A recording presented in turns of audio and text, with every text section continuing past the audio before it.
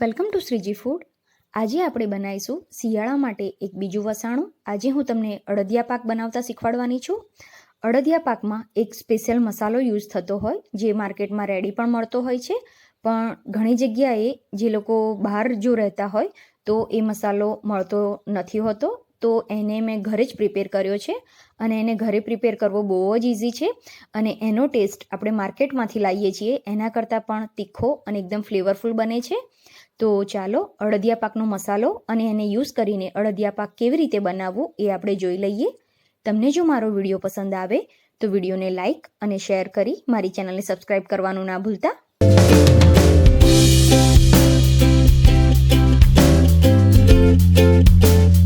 મેં આ 150 ગ્રામ ચણાનો કકરો લોટ અને 200 ગ્રામ અડદનો કકરો લોટ લીધો છે. બંને લોટ આપણે કકરા જ લેવાના છે અને એકલો અડદનો લેવો હોય તો અડદનો પણ લઈ શકાય.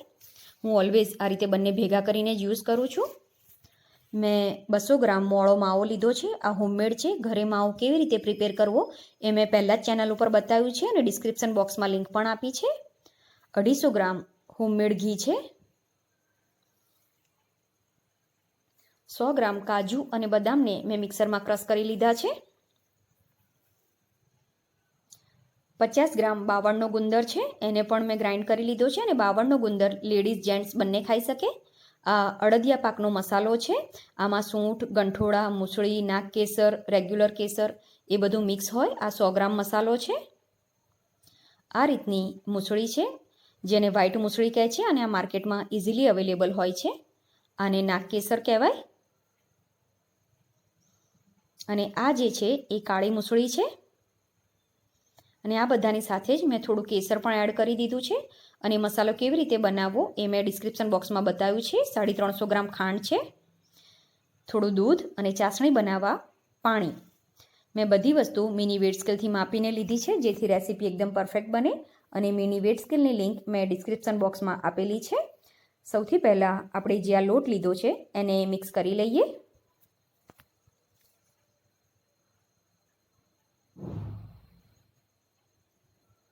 હવે એમાં 1.5 ટેબલસ્પૂન રૂમ ટેમ્પરેચરનું દૂધ આપણે એડ કરવાનું છે. અને આ ઘીની ઉપર જે મેલ્ટેડ ઘી છે એ પણ 1.5 ટેબલસ્પૂન જેટલું એડ કરીશું. આપણે જેમ મોહનથાળમાં ધાબો દીધો હતો એ જ રીતે ધાબો દેવાનો છે. આને બધું સરસ રીતે મિક્સ કરી લો.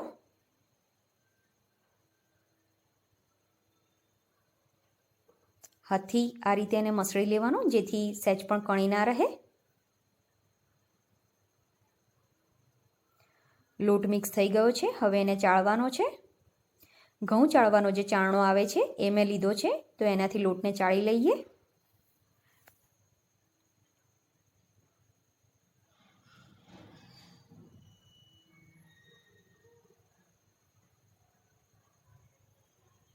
એકવાર એને મિક્સ કરી લઈએ.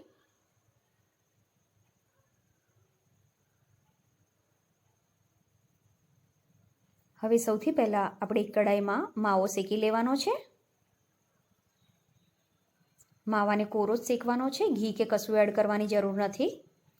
અને એને સ્લો ટુ મીડિયમ ગેસ ઉપર આપણે શેકીશું. કોઈપણ રેસીપીમાં તમે હોમમેડ વસ્તુ યુઝ કરો તો એનું રિઝલ્ટ ખૂબ જ સરસ મળે છે. મેં આ રેસીપીમાં માવો, ઘી, અડદિયા પાકનો મસાલો બધું હોમમેડ જ યુઝ કર્યું છે, તો રેસીપી ખૂબ જ સરસ બને છે. આ રીતે માવાને શેકીને એડ કરવાથી તમે અડદિયા પાકને લાંબો ટાઈમ સુધી સ્ટોર પણ કરી શકો છો, કેમ કે માવામાં બિલકુલ મોઇશ્ચર ના રહે. આ રીતે એને છૂટો કરતા જવાનું અને શેકતા જવાનું છે. માવો શેકાઈ જશે એટલે આ રીતે એમાંથી ઘી છૂટું પડી જશે અને માવો પણ છૂટો થઈ જશે. એને એક વાસણમાં લઈ લઈએ. હવે મેં 100 ગ્રામ જેટલું ઘી ગરમ કરવા માટે મૂક્યું છે. ઘી એકદમ સરસ ગરમ થાય એટલે સૌથી પહેલાં આમાં આપણે ગુંદર ફ્રાય કરી લેવાનો છે. ગુંદરને પહેલાં ફ્રાય કરી અને પછી ગ્રાઇન્ડ કરવો હોય તો પણ કરી શકાય. ગુંદરને પણ સ્લો ટુ મીડિયમ ગેસ ઉપર ફ્રાય કરવાનો છે. ગુંદર ફ્રાય થાય એટલે એકદમ સરસ એ ફૂલી જશે.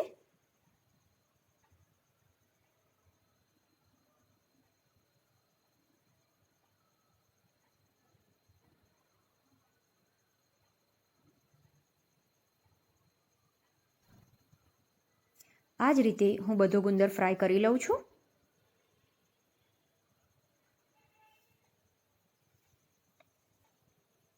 એ જ કડાઈમાં હવે આપણે બાકીનું ઘી એડ કરી દઈએ.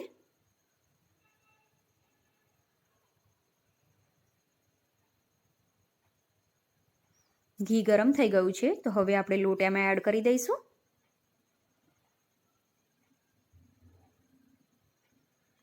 લોટને પણ સ્લો ટુ મીડિયમ ગેસ પર શેકવાનો છે.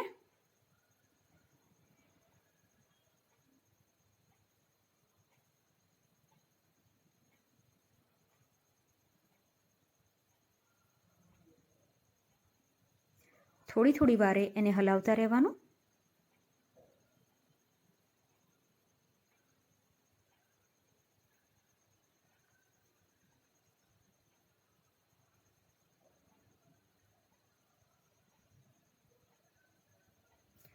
લોટ સરસ ગોલ્ડન બ્રાઉન કલરનો થાય ત્યાં સુધી આપણે એને શેકવાનો છે.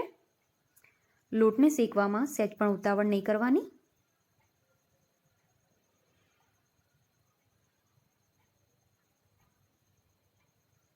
આ રીતે સરસ એમાં ગોલ્ડન બ્રાઉન કલરના દાણા બની જશે તો આ લોટ શેકાઈ ગયો છે. તો હવે આપણે ગેસની ફ્લેમ સ્લો કરી દઈએ. એકવાર એને હલાવી લો. હવે આમાં સૌથી પહેલાં આપણે જે માવો શેકીને રાખ્યો છે એ એડ કરવાનો છે.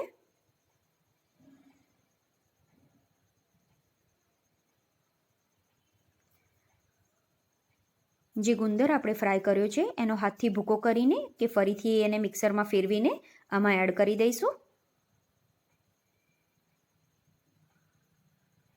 હવે અડદિયા પાકનો મસાલો, ડ્રાયફ્રૂટ ને એ બધી વસ્તુ જે બાકી છે એ પણ આમાં એડ કરી દઈએ.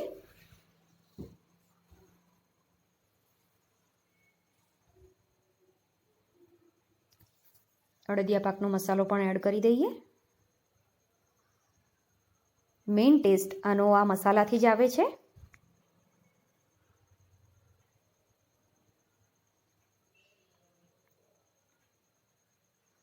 બધાને સરસ રીતે મિક્સ કરી દો અને ગેસની ફ્લેમ સ્લો જ રાખવાની છે આ મિક્સ કરતી વખતે. આ સરસ રીતે મિક્સ થઈ ગયું છે. એને સાઈડ પર મૂકી દઈએ અને હવે આપણે ચાસણી બનાવીએ. તો ખાંડમાં આપણે 1 કપ પાણી એડ કરી દઈશું. હવે આને મીડિયમ ગેસ ઉપર આપણે ગરમ કરીશું. આપણે 1 તારની ચાસણી બનાવવાની છે, પણ જો તમને તારની ચાસણી ના ફાવતી હોય તો હું તમને બીજી મેથડ બતાવું છું જે મેં મોહનથાળમાં પણ બતાવી હતી.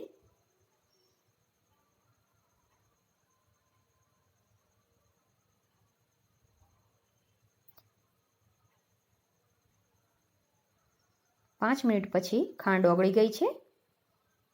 હવે આને મીડિયમ ગેસ ઉપર જ આપણે ઉકાળવાનું છે. મેં 1 ટપકું ડીશમાં મૂક્યું છે અને ઠંડુ થવા દઈશું.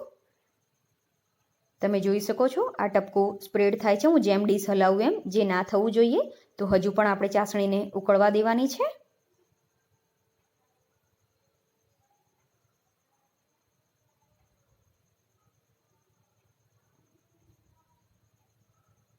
ફરીથી મેં 4 થી 5 મિનિટ પછી 1 ટપકું ડીશમાં મૂક્યું છે.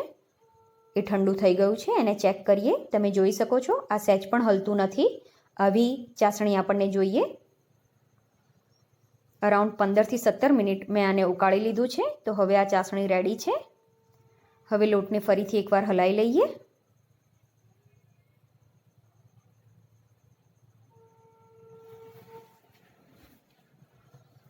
જે ચાસણી આપણે રેડી કરી છે એ આમાં એડ કરવાની છે. સરસ રીતે મિક્સ કરી લો.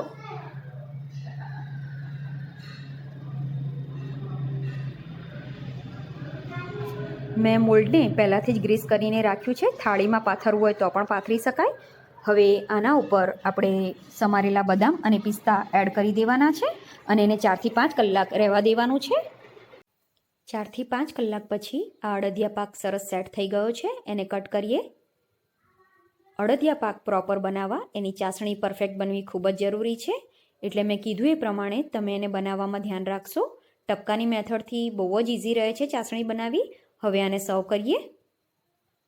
તો હવે આપણો અડદિયા પાક સર્વિંગ માટે રેડી છે. આ રીતે બનાવેલો અડદિયા પાક ટેસ્ટમાં ખૂબ જ સરસ લાગતો હોય છે અને મેં કીધું એ પ્રમાણે તમારે એકલો અડદનો લોટ યુઝ કરવો હોય તો પણ કરી શકાય અને બંને લોટ મિક્સ કરીને પણ અડદિયા પાક ખૂબ જ સરસ લાગે છે. અને મેં બધી વસ્તુ જે યુઝ કરી છે એ બધાની ડિટેલ મેં ડિસ્ક્રિપ્શન બોક્સમાં આપેલી છે, તો ત્યાંથી તમને બધી ડિટેલ મળી જશે.